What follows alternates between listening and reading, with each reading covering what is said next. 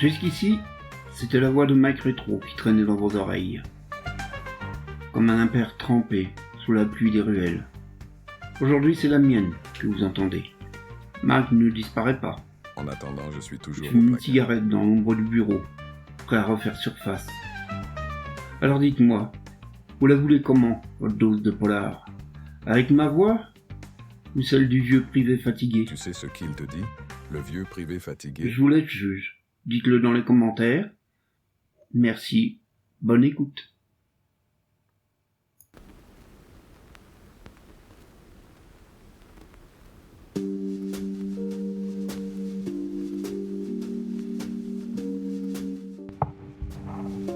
Paris, 1947. Les néons ont remis leur collier de lumière, mais dessous, la ville porte encore les bleus de l'occupation. On recolle les vitrines, on repeint les consciences. Et on fait semblant d'oublier. Dans les coulisses d'un music hall, une môme, au sourire carnassier, pousse la chansonnette.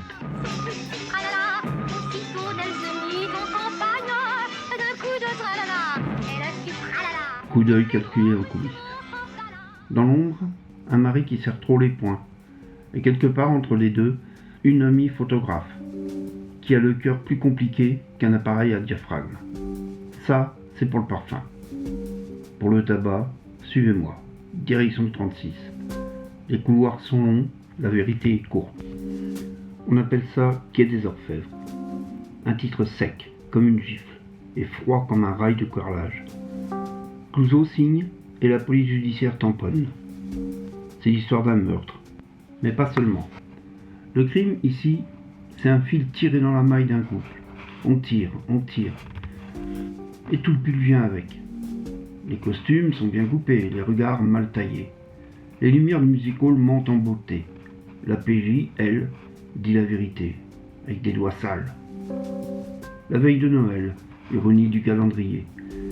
Les cloches promettent la paix, mais les hommes gardent leurs vieilles habitudes. Jalousie, rendez-vous louche, verre bu trop vite. Le titre de travail disait Joyeux Noël. Clouseau a préféré l'adresse plus honnête. Au moins, on sait où on met les pieds et sur quoi on va glisser. Retenez les noms. Jenny Lamour, la chanteuse ambitieuse. Maurice Martineau, jaloux jusqu'au vertige. Dora Monnier, l'œil clair, le cœur discret. Et l'inspecteur Antoine. Humanité cabossée, flair à hauteur d'homme. Dans ce bal-là, chacun ment pour sauver la face. Et finit par perdre la figure. Ce n'est pas qui a tué qui compte, mais jusqu'où iront-ils pour pas tomber? La morale, elle fume au balcon pendant que le destin descend l'escalier de service. Alors accrochez votre impair, rangez votre candeur au vestiaire. On remonte la piste depuis les paillettes jusqu'au parquet ciré des interrogatoires. Et si au passage vous sentez l'odeur d'une chanson qui monte de la soupente à la scène, dites-vous que c'est normal. Ici, même la musique sait garder un secret. Et ce soir, je remonte la scène à contre-courant. Mise en place de l'intrigue et personnages. L'affaire commence là où l'innocence a déjà pris la tangente. Un cabaret parisien, entre plumes mitées et projecteurs fatigués. La scène, c'est le royaume de Jenny Lamour, une môme avec du coffre et des jambes, qui sait très bien qu'un sourire bien placé vaut plus qu'un piston au ministère. Elle chante, elle minaude, et elle rêve d'une carrière au-dessus du zinc. Suzy Delair lui prête sa voix, son culot, et son fameux tralala. Derrière la poudre aux joues, il y a une ambition tenace, qui griffe dès qu'on essaie de l'enfermer. À côté d'elle, il y a Maurice Martineau, son mari. Bernard Blier lui colle sa silhouette lourde et ses yeux fatigués. C'est le genre de type qui croit aimer fort, mais qui aime surtout mal. Jalousie maladive, possessivité du petit bourgeois qui se sent trop petit pour sa femme trop grande. Il suffira d'un vieux satyre en goguette pour que ses nerfs partent en vrille. Et ce satyre, justement, il est là, brignon, notable libidineux, prêt à payer ses plaisirs comme on commande une bouteille, un rôle de victime toute désignée. Mais l'équilibre du tableau repose sur une silhouette plus discrète, Dora Monnier, photographe, amie du couple, jouée par Simone Renan. Elle cadre, elle observe. Et son cœur, lui, n'obéit pas aux convictions. Elle aime Jenny, en silence, avec une dévotion qu'on devine, dans les regards plus que dans les mots. Clouzot glisse là un sous-texte moderne, audacieux pour l'époque. Dora, c'est la loyauté pure, celle qui pousse à se salir les mains pour sauver l'autre. Et puis, il y a l'inspecteur Antoine, campé par Louis Jouvet. Oh, pas un flic de roman à 2 balles, hein, mais un type solide, désabusé, qui connaît mieux les faiblesses humaines que les articles du code pénal. Pas d'uniforme rutilant, ni de morale en bandoulière. Juste un père célibataire qui élève un gamin métis dans une France encore fragile, encore frileuse. Ça, c'est un détail qui compte, parce que ça donne de l'épaisseur, une humanité rare. Antoine mène ses enquêtes comme on taille un portrait. Il cherche l'homme, pas seulement le coupable. Voilà, le plateau dressé.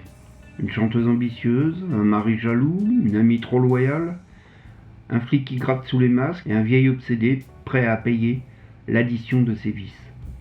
Le crime, il roule dans les coulisses.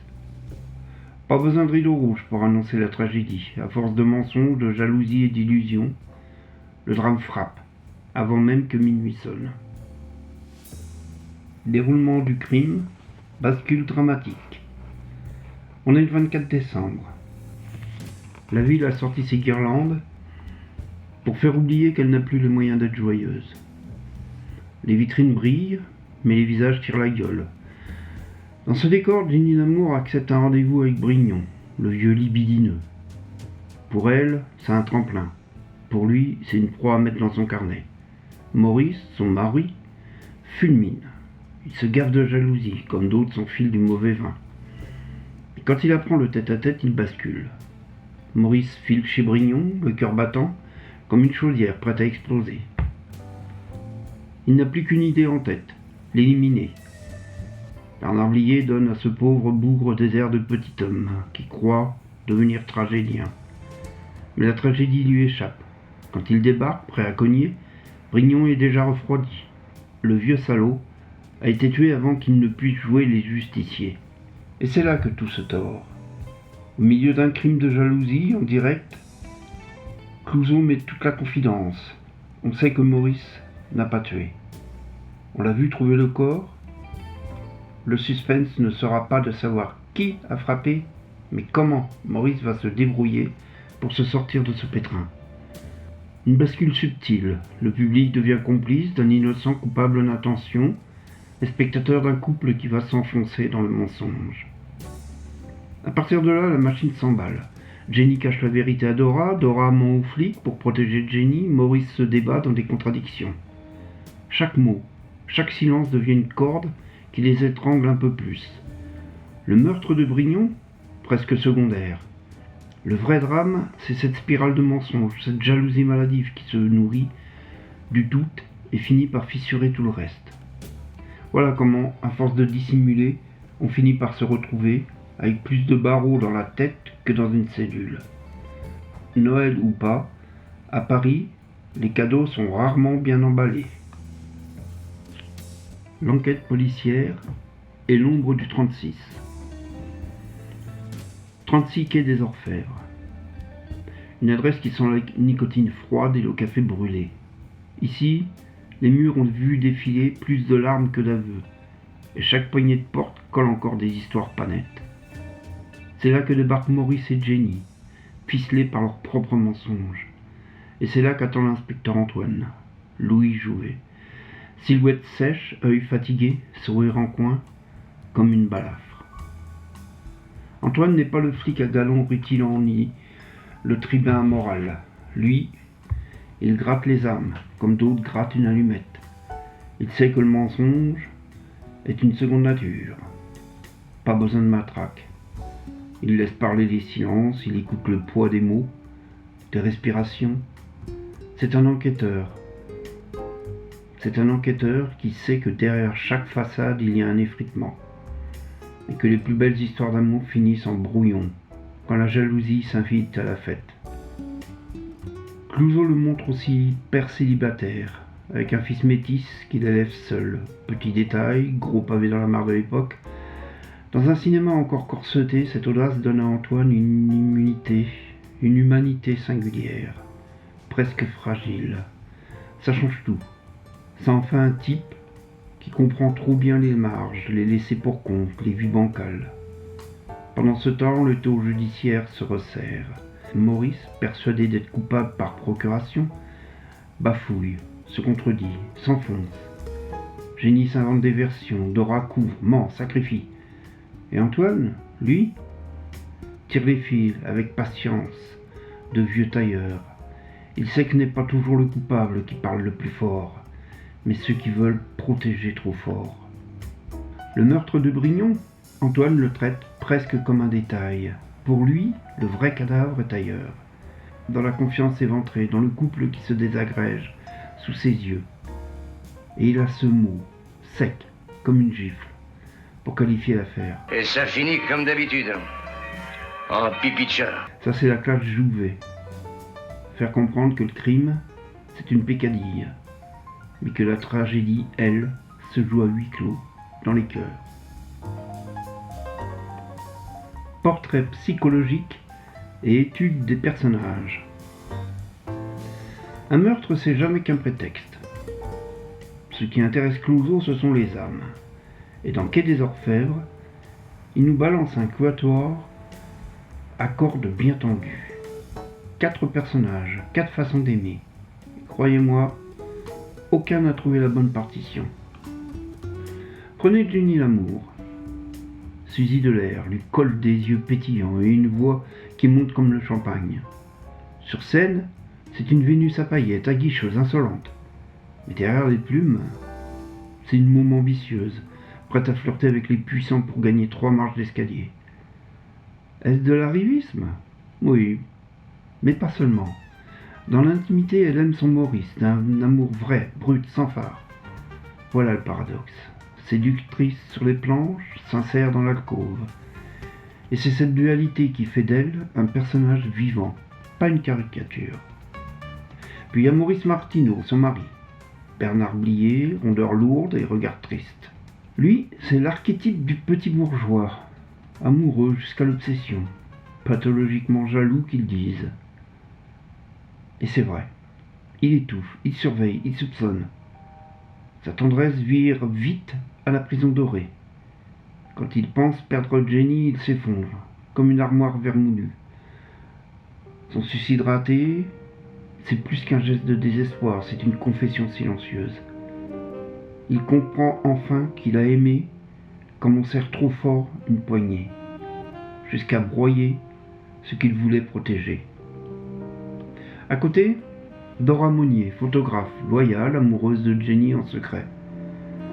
Simone Renan lui donne un mélange de froideur élégante et de tendresse muette. Clouzot, malin, glisse là un sous-texte rare pour l'époque, l'homosexualité féminine, filmée avec pudeur. Dora, c'est la dévotion incarnée. Elle est prête à s'accuser pour sauver Jenny. Pas de grands discours, juste des gestes qui parlent. C'est le pilier moral du récit.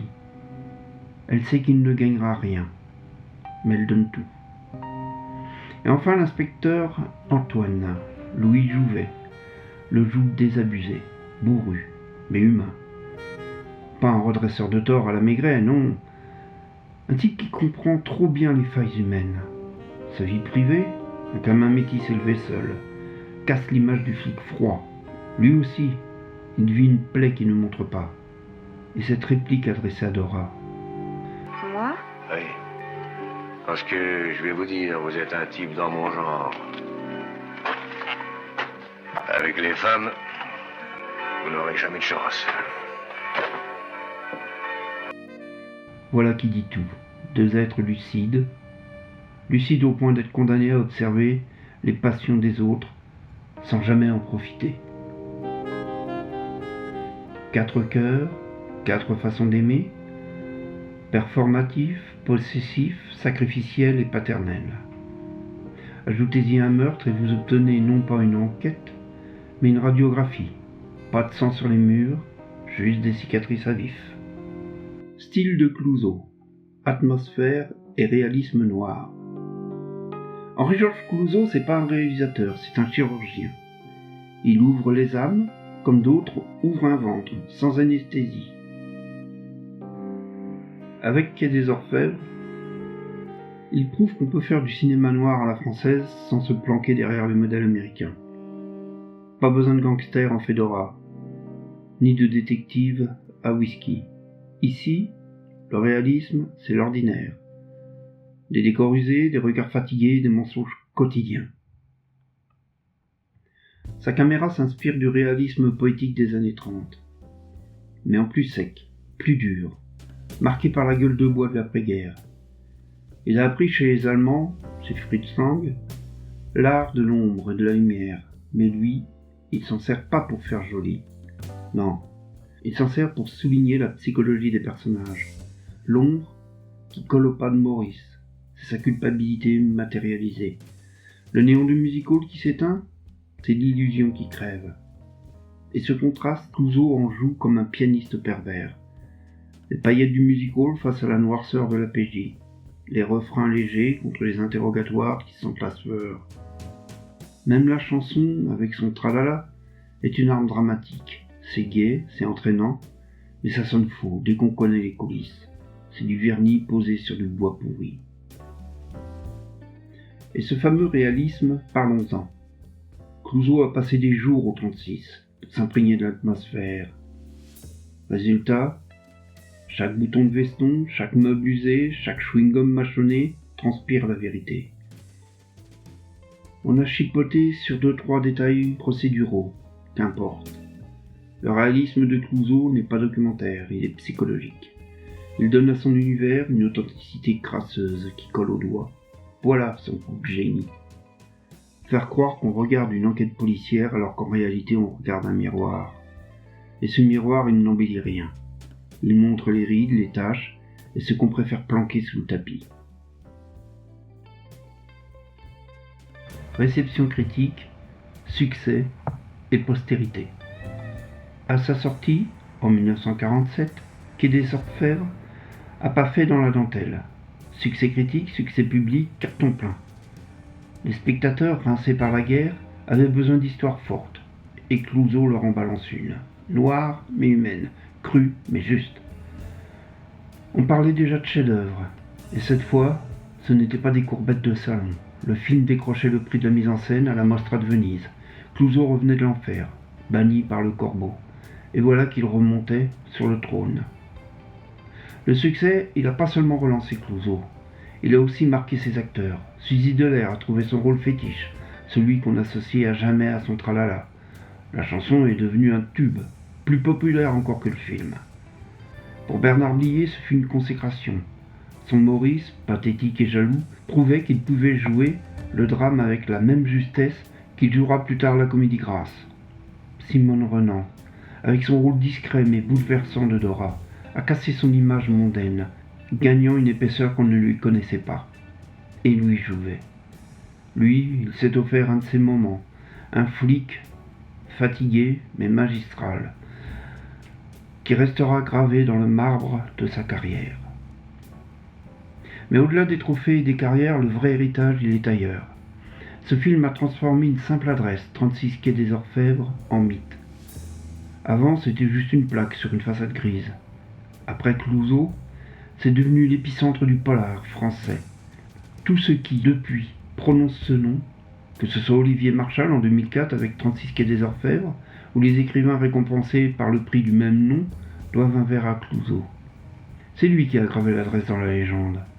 Un critique de l'époque résumait ça d'une phrase. L'un des chefs-d'œuvre du cinéma français. 70 ans plus tard, la mention tient toujours la route. Quand un film survit au temps, c'est qu'il a regardé trop profond dans l'âme humaine pour qu'on puisse l'oublier.